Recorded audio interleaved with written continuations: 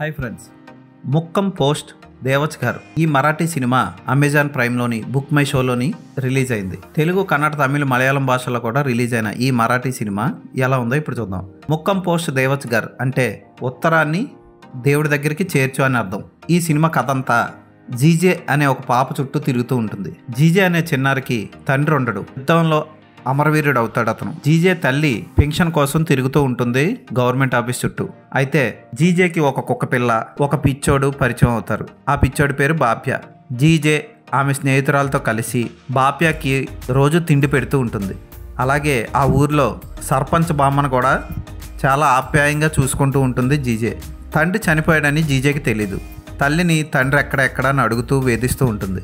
తల్లి కూతుర్ని ఓదార్చడం కోసం దేవుడి దగ్గరికి వెళ్ళాడు మీ నాన్న, రావడానికి టైం పడుతుంది అని చెప్తూ ఉంటుంది. అయితే జీజే తండ్రికి ఉత్తరం రాయడం మొదలు పెడుతుంది.